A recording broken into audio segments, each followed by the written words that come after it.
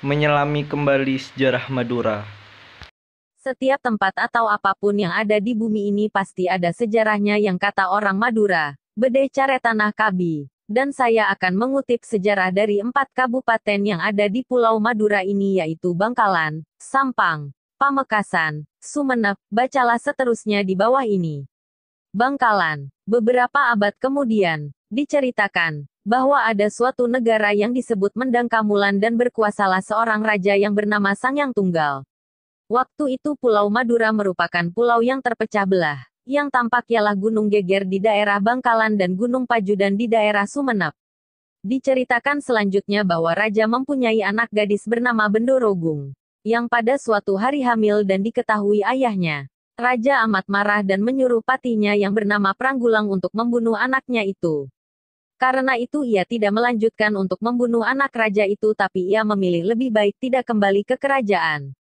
Pada saat itu ia merubah nama dirinya dengan Ki Jahi Poleng dan pakaiannya diganti juga dengan poleng, arti poleng, kain tenun Madura. Dan gadis yang hamil itu didudukkan di atasnya, serta jitek itu dihanyutkan menuju ke pulau Maduoro. Pada saat si gadis hamil itu merasa perutnya sakit dan segera ia memanggil Ki Jahi Poleng.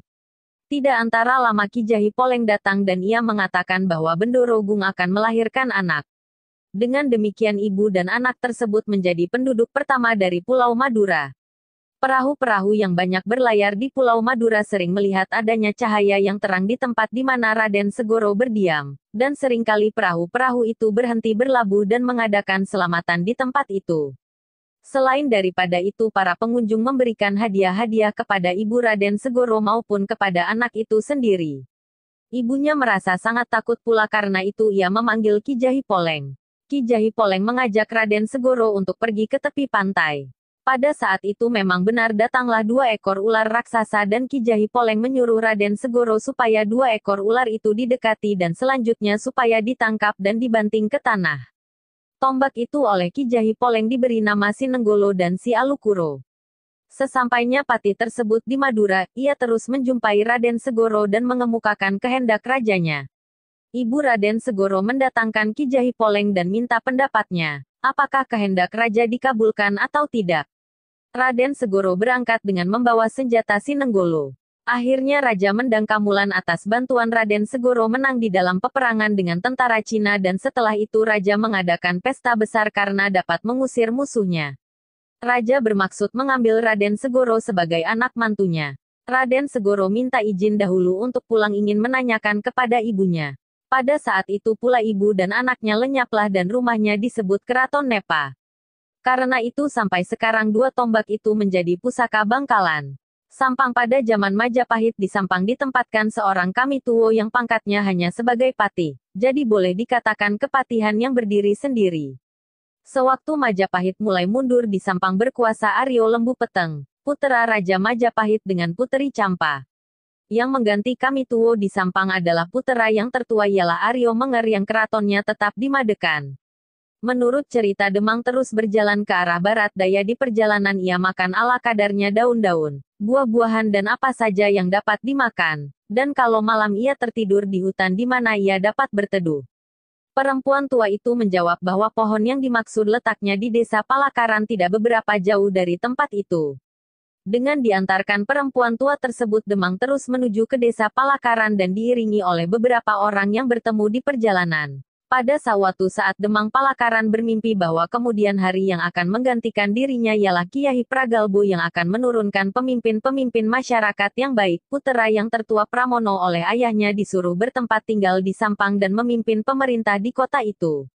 Ia kawin dengan Puteri Wonorono di Pamekasan karena itu ia juga menguasai Pamekasan jadi berarti Sampang dan Pamekasan bernaung dalam satu kerajaan. Demikian pula sewaktu Nugroho, Bonorogo, menggantikan ayahnya yang berkeraton di Pamekasan 2 daerah itu masih di bawah satu kekuasaan. Setelah kekuasaan Bonorogo Sampang terpisah lagi dengan Pamekasan yang masing-masing dikuasai oleh Adipati Pamadekan, Sampang. Dan Pamekasan dikuasai oleh Panembahan Ronggo Sukawati. Kedua-duanya putera Bonerogo.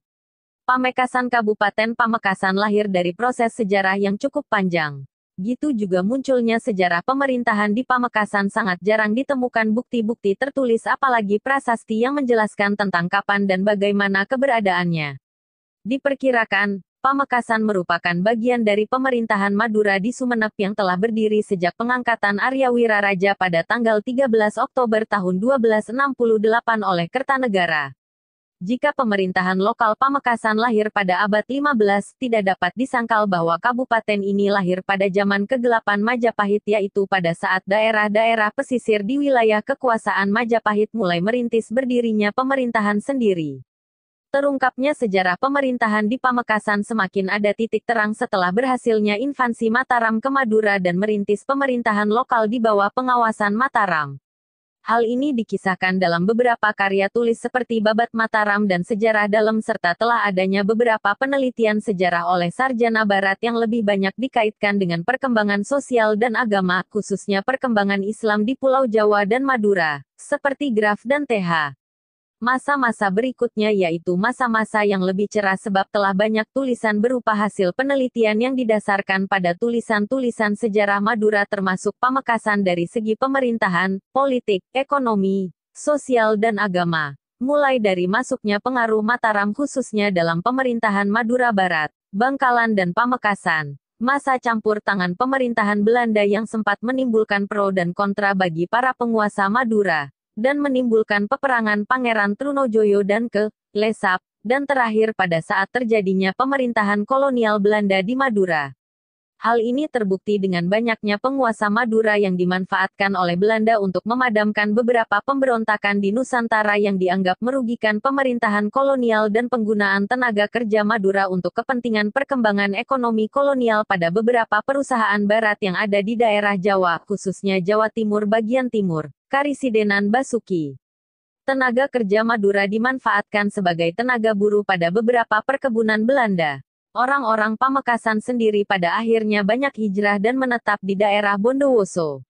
Perkembangan Pamekasan, walaupun tidak terlalu banyak bukti tertulis berupa manuskrip ataupun inskripsi, nampaknya memiliki peran yang cukup penting pada pertumbuhan kesadaran kebangsaan yang mulai berkembang di negara kita pada zaman kebangkitan dan pergerakan nasional. Sumenep merupakan kabupaten di Jawa Timur yang berada di ujung paling timur Pulau Madura, bisa dibilang sebagai salah satu kawasan yang terpenting dalam sejarah Madura. Kita dapat menjumpai situs-situs kebudayaan yang sampai hari ini masih menjadi objek pariwisata. Di kabupaten itu pula, banyak terpencar pulau-pulau kecil yang kaya akan sumber daya alam dan hasil pertanian. Bahkan, kabupaten ini penuh dengan sejarah raja-raja yang sampai sekarang masih menjadi objek wisata menarik untuk bahan telaah dan observasi bagi masyarakat. Yang lebih menarik lagi, di kabupaten ini Anda akan temukan sebuah pesantren megah, indah dan modern. Namanya, Pondok Pesantren Al-Amein Prenduan. Sebagai pesantren kader yang mencetak Munzirul Kaum, pesantren ini menjadi bagian sejarah dari Kabupaten Sumenep. Sebagai bukti, kalau kabupaten ini penuh dengan sejarah, bias kita lihat dari pintu gerbang Masjid Agung yang ada di tengah-tengah kota.